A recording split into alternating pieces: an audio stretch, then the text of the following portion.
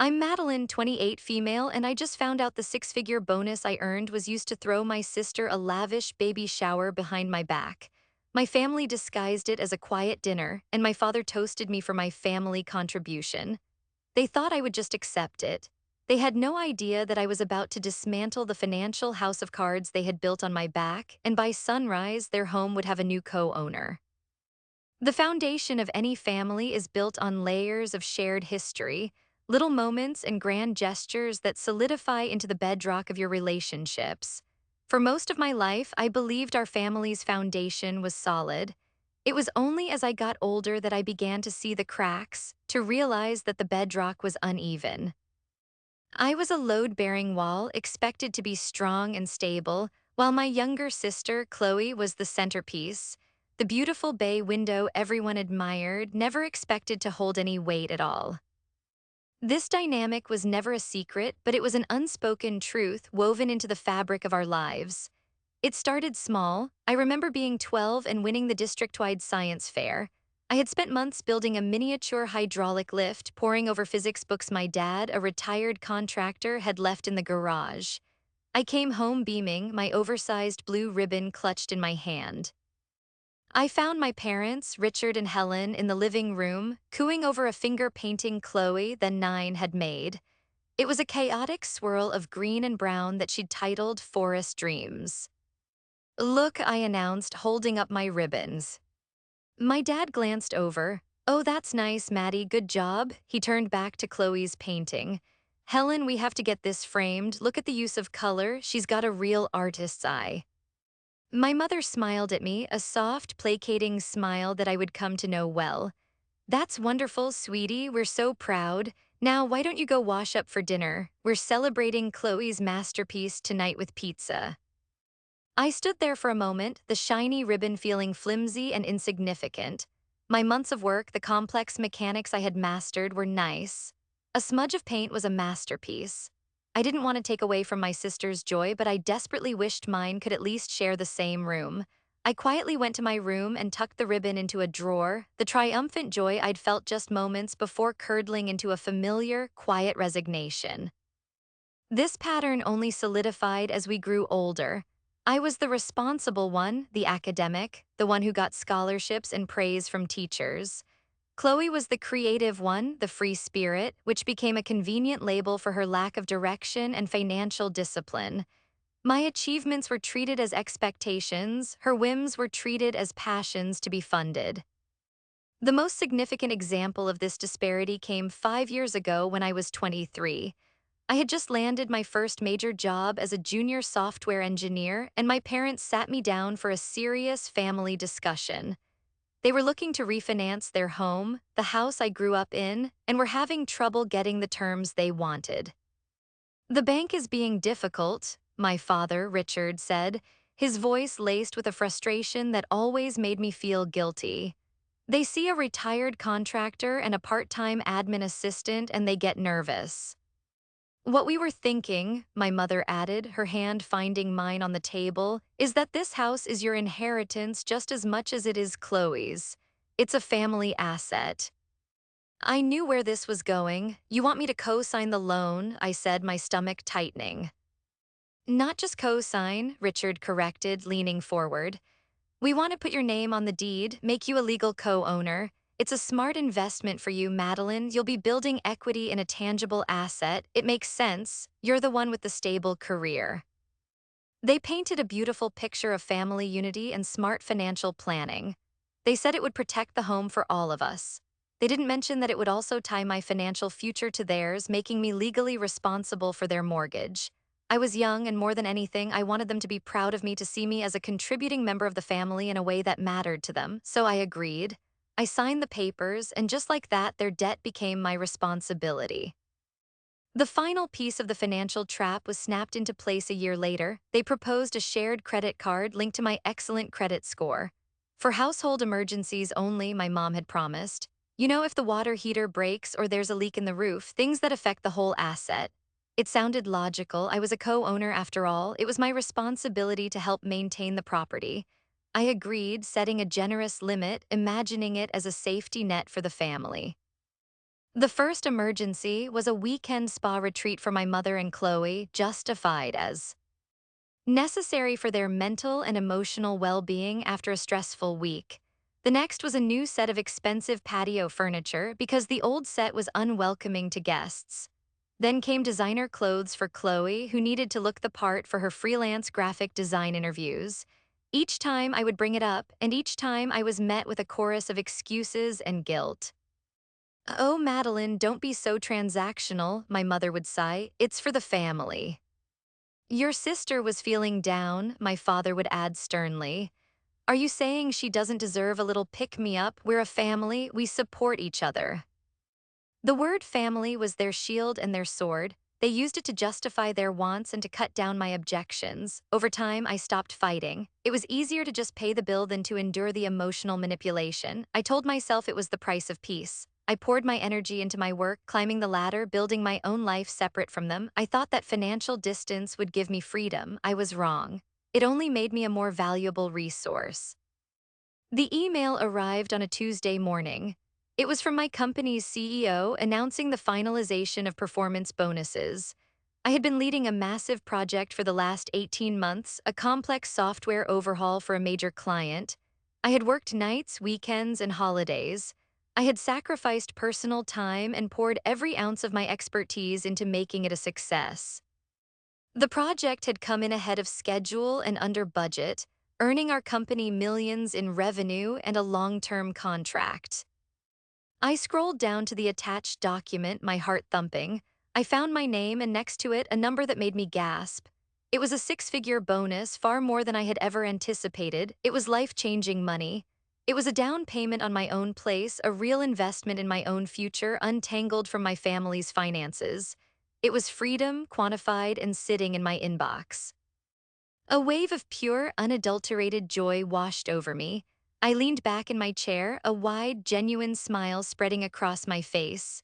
For the first time, I felt a sense of profound accomplishment that was entirely my own. This wasn't a grade on a report card or a science fair ribbon. This was a reward for my hard work, a tangible symbol of my value in the world. My first instinct was to keep it to myself. I knew what would happen the moment my family found out. The unspoken expectations would materialize and my joy would be co-opted. But that evening, during our weekly check-in call, my mother's voice was laced with a particular kind of practiced weariness. "How was work, sweetie?" she asked. "It was good, Mom, really good actually," I said, the excitement still bubbling inside me. I couldn't help it. I wanted just once to share my success and have them be happy for me. "I got my annual bonus today." There was a pause. "Oh," Helen said, her tone shifting instantly. That's wonderful, dear, we're so proud of you." But her pride sounded different. It sounded calculating. I could practically hear the gears turning. Before I could change the subject, my father's voice boomed from another phone. "Did you hear that, Helen? Maddie got her bonus. Ata girl, all that hard work paying off." He sounded like a coach whose star player had just won the game for the team. Not for the player, but for the team. "So how much are we talking about?" I hesitated, the joy from earlier deflating like a punctured balloon. "Dad, I'd rather not get into specifics." "Don't be modest, Madeline," he said, his voice taking on a chiding tone. "We're family, it's good news, we should celebrate good news."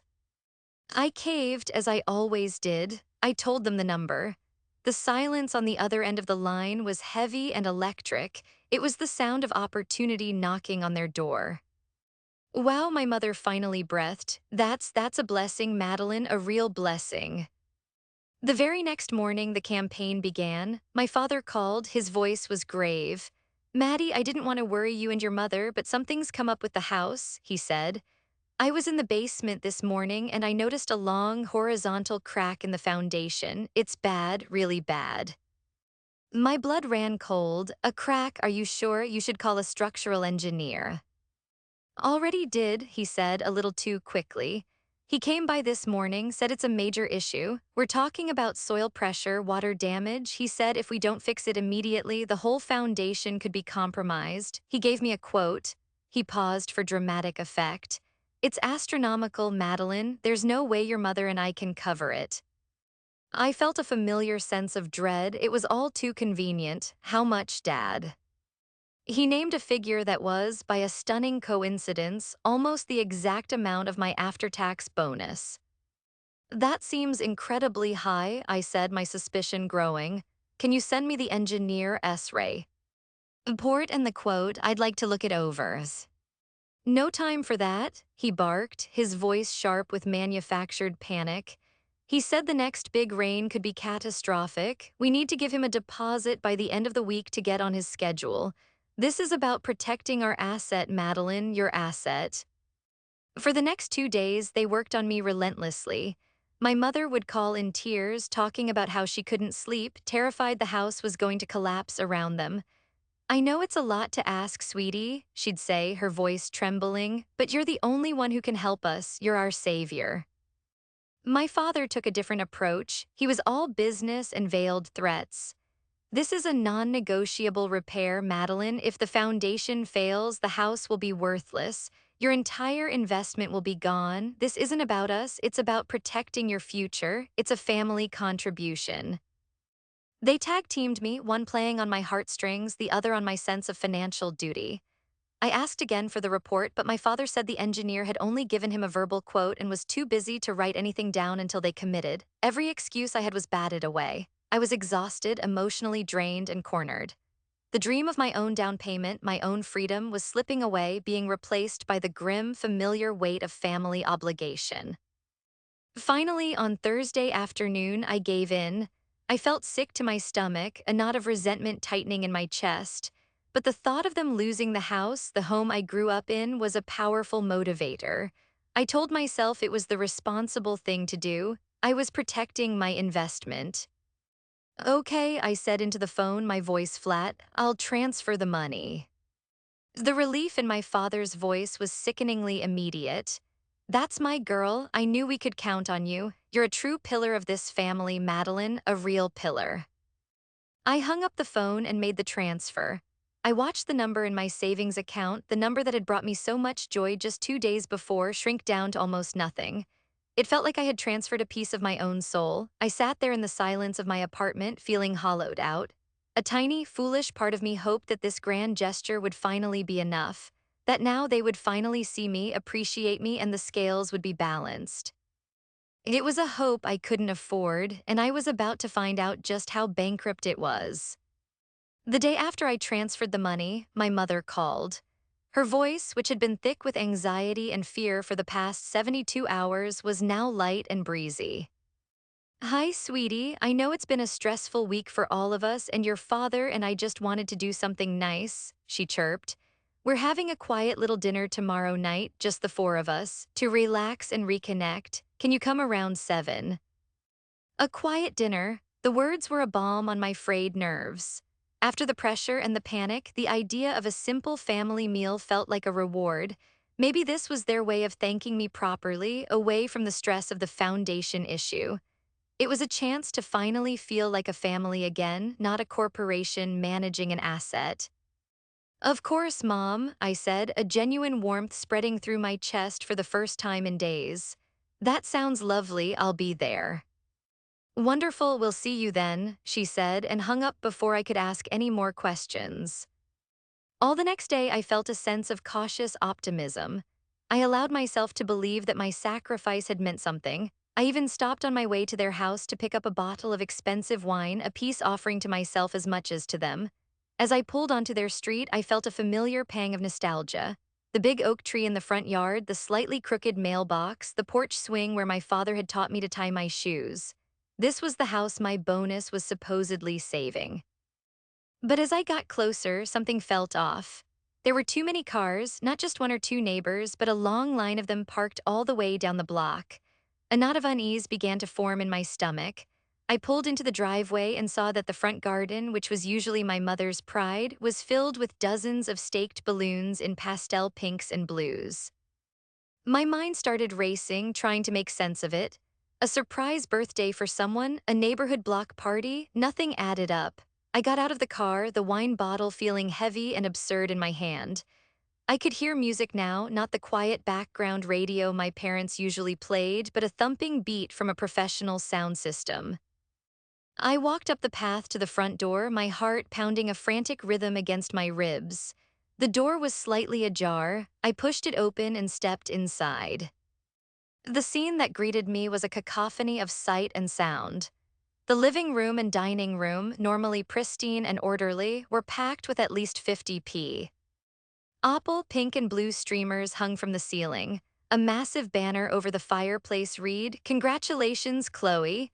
There was a mountain of gifts piled on a table in the corner, and a uniformed waiter was walking around with a tray of champagne flutes. In the corner, a DJ was set up, bobbing his head to the beat. It wasn't a quiet dinner, it was a full-blown, professionally catered baby shower. For a moment, I was just frozen, unable to process the sheer scale of the deception. The noise, the people, the colors, it all blurred into a surreal nightmare. I saw my sister, Chloe, sitting in a large, decorated armchair, a mom-to-be sash across her chest, positively glowing as she opened a tiny pair of booties. She was pregnant. I didn't even know she was pregnant. Then I saw the food. A long buffet table was laden with expensive catering trays, mini quiches, shrimp cocktails, artisan cheeses, and a multi-tiered cake decorated with intricate sugar flowers. It was a lavish, opulent spread. A spread that cost a fortune. A spread that cost, I realized with a sudden, sickening clarity, almost exactly the amount of my bonus. The air rushed out of my lungs. The cracked foundation was a lie. The panic, the worry, the sleepless nights, all a carefully constructed fiction to manipulate me into funding this spectacle. They hadn't needed to save the family home. They had wanted to throw the party of the year for their golden child.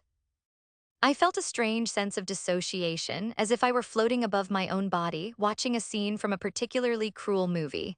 The sounds of laughter and chatter seemed to fade into a dull roar. I saw my mother bustling around, a perfect hostess, her face alight with a joy that was completely disconnected from the terror she had performed on the phone just 2 days ago. I saw my father standing with a group of men, laughing, a proud patriarch presiding over his domain. No one had noticed me yet. I was just another face in the crowd, an uninvited guest at a party thrown in my name but not for my benefit. The sense of betrayal was so profound, so absolute that it was almost silent. It wasn't a hot, raging anger, but a cold, heavy certainty that settled deep in my bones. The foundation that had a crack in it wasn't in the basement of the house. It was the foundation of my entire family, and it had just crumbled into dust right before my eyes. I stood there by the door, the wine bottle still in my hand, and felt nothing and everything all at once. The love I had for them, the deep-seated need for their approval, the years of quiet resentment, it all collapsed inward, creating a vacuum. And into that empty space, a new feeling began to crystallize, a calm, chilling, and utterly resolute clarity. They had made their choice. Now it was time for me to make mine. My mother was the first one to spot me. Her eyes widened for a fraction of a second, a flicker of genuine surprise or perhaps panic before her hostess' smile snapped back into place. She hurried toward me, weaving through the clusters of guests. "Madeline, there you are," she exclaimed, her voice a little too loud, a little too bright. She took the wine bottle from my hand as if it were a party favor I'd brought. "Oh, how lovely, I'll just go put this with the others." She gestured vaguely toward the kitchen. "Mom," I said, my voice quiet but steady, "you told me it was a quiet dinner." Her smile didn't falter. She patted my arm, a gesture meant to be comforting but felt dismissive. "Oh, well, you know how these things are. It just sort of grew and grew. Chloe has so many friends who wanted to celebrate her. We wanted it to be a surprise for everyone. Isn't it wonderful?" She didn't even have the decency to look ashamed. She was steamrolling me with feigned innocence. Before I could respond, she grabbed my elbow and began steering me into the heart of the party. "Come, come, you have to say hello to your sister." The room felt like it was closing in on me. Faces turned to look at me, some with smiles, some with expressions of pity. They knew, I could see it in their eyes. They knew I was the family ATM, the one who made all of this possible. I was being paraded through my own humiliation. Chloe looked up as we approached. She was beaming, surrounded by a court of adoring friends. When she saw me, her smile tightened almost imperceptibly. "Maddie, you made it," she said, her voice dripping with manufactured sweetness. "Isn't this amazing? I'm so overwhelmed."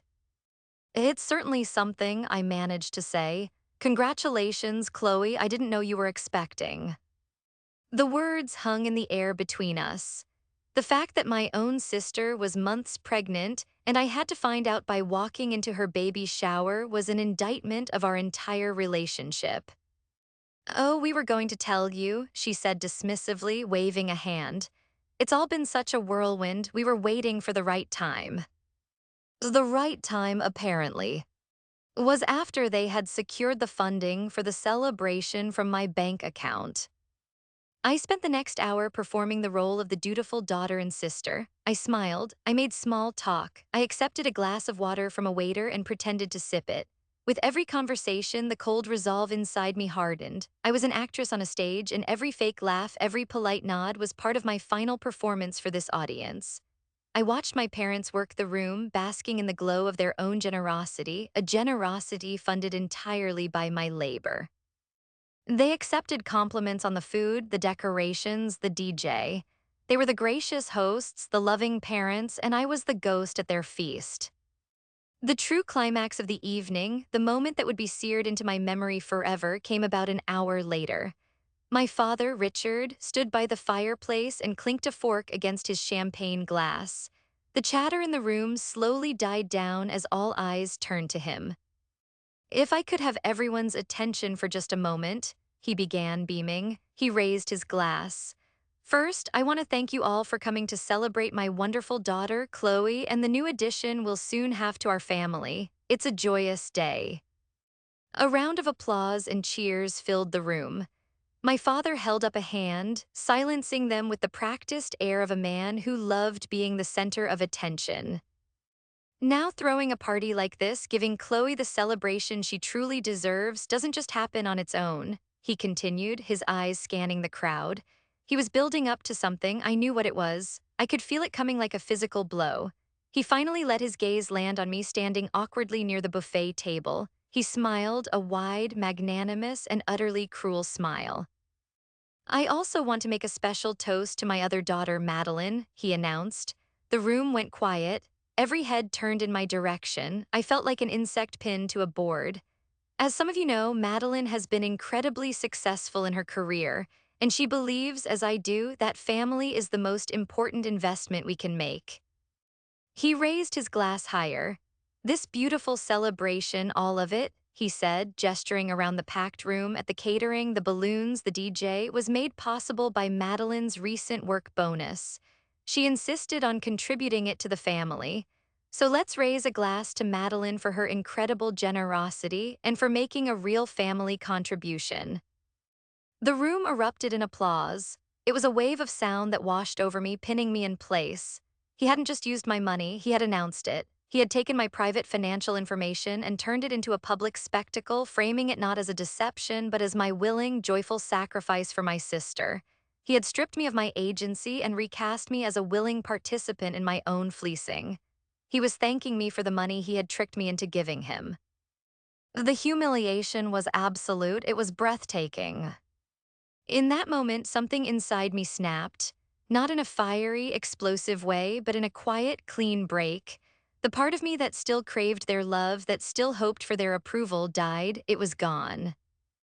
I looked directly at my father across the sea of clapping guests.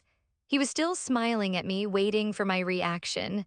He expected me to blush, to look humbly at the floor, to play the part of the modest, generous daughter.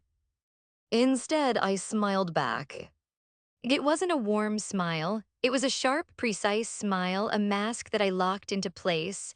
It didn't reach my eyes. It was the smile of a predator that has just spotted its prey. I raised my glass of water in a mock toast. Glad it helped, I said, my voice clear and carrying just enough to reach him. His smile faltered for a second. He saw something in my eyes he didn't recognize. Confusion flickered across his face before he quickly recovered, turning back to the guests. But I had seen it. I knew he had registered the change. The game had shifted. They thought they had won. They thought the story was over. They had no idea that I was just about to write the final chapter. I didn't stay much longer. I circulated for another 20 minutes, my polite, vacant smile never leaving my face. I complimented the cake I'd paid for. I told Chloe's friends how happy I was for her. Every word was a lie, a carefully placed stone in the path to my own liberation. Each moment I spent in that house, surrounded by their deception, fueled the icy fire in my gut. I found my mother by the gift table organizing the presents. "Mom, I'm going to head out," I said. "It's getting late." "Oh, so soon?" she asked, feigning disappointment, "but the party is still going strong." "I have an early morning," I said. It wasn't a lie. I knew now that my morning would be very, very busy. She gave me a hug, her cheek brushing against mine. "Thank you again for everything, Maddie," she whispered, as if we were co-consp. "Erraters in a wonderful secret. You made your sister so happy." I just patted her on the back. "Anything for family," I said. The words tasted like ash. My exit was quiet. My father gave me a final, booming "Thanks again, Maddie," from across the room. I gave him a small wave, my smile still firmly in place. Chloe was too engrossed in a story to notice me leave. I slipped out the front door and walked into the cool night air. The moment my car door closed, the smile dropped from my face. My expression went blank. The drive home was silent. I didn't turn on the radio. The thumping beat from the party's DJ echoed in my head, a mocking soundtrack to my own betrayal. I wasn't angry. The feeling was something colder, purer. It was resolve. Years of being the family's emotional and financial shock absorber had ended tonight. The public humiliation was not an insult, it was a gift. It had severed the final thread of obligation that tied me to them. I walked into my apartment, a space that was entirely my own, and felt the weight of their world slide off my shoulders. I didn't cry, I didn't scream. I went to my kitchen, poured a large glass of water, and sat down at my desk. First, the money. I had transferred it from my primary savings account via a wire transfer. These are notoriously difficult to reverse, but I had a crucial advantage: the lie. My father's story about a cracked foundation and an emergency repair was a clear case of fraud. I looked up my bank's 24/7 customer service line. I purposefully chose the number for the fraud and disputes department. A calm, professional voice answered on the second ring. "Thank you for calling the fraud prevention department. How can I help you?" I took a deep breath. "Hello," I said, my voice steady. "My name is Madeline. I need to report a fraudulent transaction. I was coerced into making a large wire transfer under false pretenses." I laid out the story, carefully editing it for the bank's purposes. I explained that I had been told the money was for an urgent structural repair on a property I co-owned, that I was told the asset was in immediate danger. I explained that I had since discovered the emergency was fabricated and the money was used for something else entirely. I didn't mention the baby shower, it was an unnecessary detail. The core facts were enough.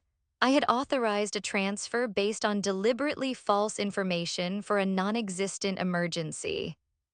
The agent was quiet, typing furiously. "I see the transfer here made on Thursday," he said. "Given the circumstances you've described and the fact that it's a recent transaction over a weekend, we may be able to intervene. I am flagging this as a fraudulent transfer due to misrepresentation. We will launch an immediate investigation and attempt to recall the funds. I cannot make any promises, but you have a strong case." "Thank you," I said. "I appreciate your help." Step 1 was complete. Next, the credit card. This was simpler. I logged into my online banking portal. I navigated to the page for the shared credit card, the one for emergencies. The balance was horrifyingly high, bloated with the costs of my own humiliation. I saw charges from Party Planners Inc., DJ Services, and Fine Catering Co. They hadn't even tried to hide it. With a click of the mouse, I froze the card. A small pop-up window asked for confirmation. "Are you sure you want to freeze this card? All transactions will be declined." I clicked confirm without a moment's hesitation. The final payments to the caterers and the DJ would not be going through. The thought gave me a grim sense of satisfaction. Finally, the house. This was the masterstroke, the move they would never see coming. For years, being on that deed had been a burden, a chain that kept me tethered to them. Now it was my weapon. I went to my filing cabinet and pulled out a thick folder labeled Family Contingency. After the credit card incidents started piling up, I had done something my parents would have never expected from their dutiful daughter. I had quietly consulted a real estate lawyer. I wanted to know my rights and my options regarding the house. The lawyer had reviewed the co-ownership agreement I'd signed all those years ago. He found something interesting. In their haste to get my name on the deed to secure the loan, my parents had used a standard boilerplate agreement that was not written in their favor. It contained a clause for a partition sale, a legal process that allows one co-owner to force the sale of the entire property. More importantly, it lacked certain protections, like a right of first refusal that would have required me to offer my share to them first. My lawyer had told me, legally you can force a sale or you can sell your 50% stake to any third party you want, and there's very little they can do to stop it. At the time, I had filed the information away, hoping I would never have to use it. Tonight, that had Chang. Ned. So I opened my laptop and began to type an email to that lawyer. Subject, urgent proceed with partition sale of interest in property at their address. Dear Mr. Henderson, I hope this email finds you well. Following our consultation last year regarding the property I co-own with my parents, Richard and Helen, an event has occurred that has made my position untenable. I am writing tonight to formally request that you initiate the process of selling my 50% ownership stake in the property with immediate effect. I am open to the most expedient option, whether that is a partition by sale or selling my interest directly to a third party. I recall you mentioning that you sometimes work with real estate investment firms that specialize in acquiring fractional ownership. If that is the quickest route, I authorize you to proceed. My only condition is that I am not required to have any direct contact with the other co-owners. Please handle all communication through your office. I am ready to move forward as soon as possible. Sincerely, Madeline. I hit send. The email disappeared into the digital ether, a declaration of war sent under the cover of darkness. I leaned back in my chair. The money transfer was being recalled. The credit card was frozen. And by morning, the legal process to decouple me from the family's largest asset would be underway. I felt a profound sense of peace. For my entire life, they had dictated the terms of our relationship. Tonight, I had taken back control. They had thrown a party with my money, but I was about to bring the house down. I slept soundly for the first time in years. I woke up not to an alarm, but to the sun streaming through my window. For a moment, I lay in the quiet stillness, and then I remembered what I had done. The calm resolve was still there, a solid core in the center of my chest. My phone, which I had put on silent, was lit up like a Christmas tree. 23 missed calls, a dozen text messages. I picked it up and began to read. The first texts were from my mother, starting around 8 a.m. Mom, 8:12 a.m., Maddie, the caterer, just called. The final payment didn't go through. Did you get a fraud alert on the card? Please call them, it's so embarrassing. Mom, 8:35 a.m., Madeline, the DJ, called too. His payment was also declined. What is going on? Please answer your phone. Mom, 9:01 a.m., I'm starting to get worried. Is everything okay? You need to fix this card issue. People are calling us demanding money. Then came the texts from my father. His were different. Dad, 9:30 a.m., Helen told me about the card. Whatever game you're playing, stop it. Now fix it. Dad, 10:15 a.m., I just checked the bank account. The money is gone. The wire transfer is gone. What have you done? Call me immediately. Dad, 10:22 a.m., this is theft, Madeline. You are stealing from your own family. You will regret this. I put the phone down and made myself a cup of coffee. The panic rolling off their messages felt distant, like a storm happening in another country. At 10:45 a.m., an email pinged in my inbox. It was from my lawyer, Mr. Henderson. It was short and to the point. Subject, Ray, urgent proceed with partition sale. Madeline. Received, I have a standing relationship with a property investment group, Teton Holdings, that specializes in these exact situations. They are aggressive, but they are fast. I have forwarded them the details of your case file and your 50% stake. They are preparing a cash offer for your share and will be sending a formal letter of introduction and intent to your co-owners today via courier and certified mail. I will handle everything. Do not engage with your parents. Direct all communication to my office. Regards, James Henderson. It was happening faster than I could have imagined. Teton Holdings, it even sounded ruthless. A grim smile touched my lips. They wanted to play business with their daughter? Fine. I had just introduced a new majority shareholder to the board of Family Inc. The final call came around noon. It was my father. I had ignored all the others, but this one I knew I had to take. This was the confrontation. I let it ring 3 times, took a sip of my coffee, and answered. Hello, I said, my voice perfectly calm.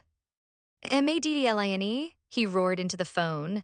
The sound was so loud I had to pull the receiver away from my ear. You have 5 seconds to explain to me what you have done before I come over there myself. There's nothing to explain, Dad, I replied coolly. I recalled a fraudulent transaction, I froze a compromised credit card, and I'm liquidating my assets. It's all very straightforward financial management. There was a sputtering sound on the other end. Fraudulent, compromised, we are your family, that was a contribution, you agreed. No, I said, my voice as cold and hard as steel. I agreed to pay for a cracked foundation, an emergency repair to a family asset, that is what you told me, that was the pret. NSET under which I transferred that money. What I walked into last night was not a foundation repair. It was a party. A very, very expensive party I was not invited to, for a life event I was not even told about. We were going to tell you, he blustered. It was a surprise. It certainly was, I said. It was a surprise to learn that my entire family would lie to me, would construct an elaborate fiction about the house being at risk just to squeeze money out of me for a celebration. And it was an even bigger surprise to be publicly toasted and thanked for a contribution you stole from me. You didn't just use my money, Dad. You tried to humiliate me into accepting it. He was quiet for a moment. I had taken his anger and met it with cold, hard facts, and it had disarmed him. You're being hysterical, he finally said, his voice lower, trying a new tactic. You're overreacting. This is about Chloe. We wanted her to have something nice. And you were willing to commit fraud to make it happen, I stated flatly. This isn't about Chloe. This is about you and Mom and your belief that I exist to be a resource. You don't see a daughter, you see a bank account. A pillar, I think you called me. Well, this pillar is done holding up the roof. Just then I heard my mother's voice in the background, panicked. Richard, there's a man here, a courier. He has a letter from a law firm. My father's attention was diverted. I heard the crinkle of paper. I waited. The silence stretched on, thick with dread. What is this? He finally whispered into the phone, his rage gone, replaced by a chilling disbelief. Teton Holdings, notice of acquisition of 50% equity interest. Madeline, what is this? That, I said, is my new business partner, and yours. I've sold my half of the house. As you said, it's an asset, and it was time for me to cash out my investment. You'll be dealing with them from now on. I hear they're very eager to discuss their plans for the property.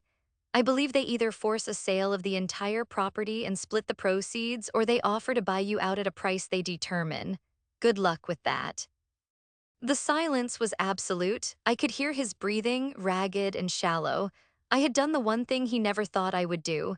I had taken the family asset and turned it into a nightmare. You can't do this, he finally choked out. This is our home. It was our home, I corrected him gently.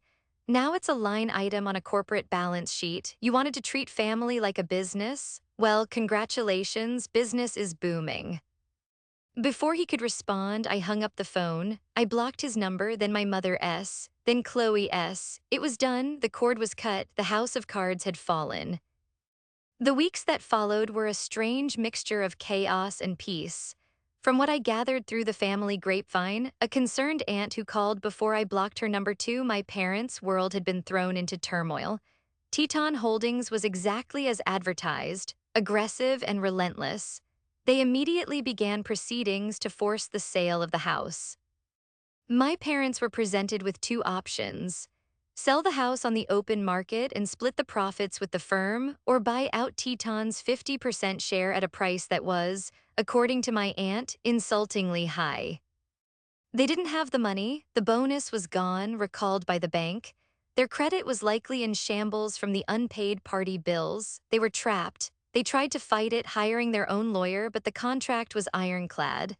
My signature and their signatures were right there on the agreement I had signed 5 years earlier. Their own plan to trap me had become their cage. I received one final communication from my sister, Chloe. It was a long, rambling email that landed in my inbox before I had the chance to block her address. It was a masterclass in non-apology. Maddie, it began, I don't understand why you are doing this to us. You have ruined everything. Mom and Dad are a wreck. We're going to lose our home. This was supposed to be a happy time for me for the baby, and you have filled it with so much stress and anger. I know you were upset about the party, but to do this, to destroy your own family over it, I never thought you could be so selfish and cruel. There was no mention of the lie, no acknowledgement of the deception, no apology for her part in it. In her mind, my reaction was the problem, not their actions. I was cruel for refusing to be their victim any longer. I typed a single sentence reply. I wish you a happy and healthy life, Chloe. Then I blocked her email address. It was the kindest and most final thing I could say. A few months later, the sale of the house was finalized. My half of the proceeds, minus my lawyer's fees, was wired directly to my account. It was a substantial sum, more than the original bonus. I looked at the number in my bank account and felt quiet. There was no TR. Triumphant joy, no thrill of victory. There was only the calm, serene feeling of peace. It was the feeling of a heavy weight being lifted from my soul. I finally had it, the down payment for my own place, my own future. I bought a small condo in a part of the city I loved, a place with bright, sunny windows and no shared ownership, a place that was mine and mine alone. As I unpacked my boxes, I found the old blue ribbon from the district science fair tucked away in a drawer of old keepsakes. I looked at it for a long time, the symbol of my first lesson in my family's skewed economy of affection. I didn't throw it away, I pinned it to the corkboard above my new desk. It was a reminder, not of the hurt, but of the strength I had found. It was a reminder that my value wasn't determined by their approval. It was something I had earned myself through my own hard work, my own intellect, and finally my own courage. I don't know what happened to my parents or to Chloe. I assume they found a smaller place to live, that they are learning to manage their own finances for the first time. Part of me hopes they are okay, but the part of me that matters, the part that I have to live with every day, knows that I made the right decision. I chose to save myself. Some might call what I did revenge. But to me, it wasn't about hurting them. It was about healing me. I didn't destroy a family. I left a financial arrangement that had been masquerading as one. And in doing so, I finally gave myself the one thing they never could: a foundation that was solid, secure, and entirely my own. For anyone out there who has ever felt like a resource more than a relative, for anyone who has been made to feel that their worth is conditional on what they can provide, know this: you have the right to walk away. You have the right to choose yourself. You are not a pillar, an asset, or a safety net. You are a person, and you deserve to build your own life on your own terms.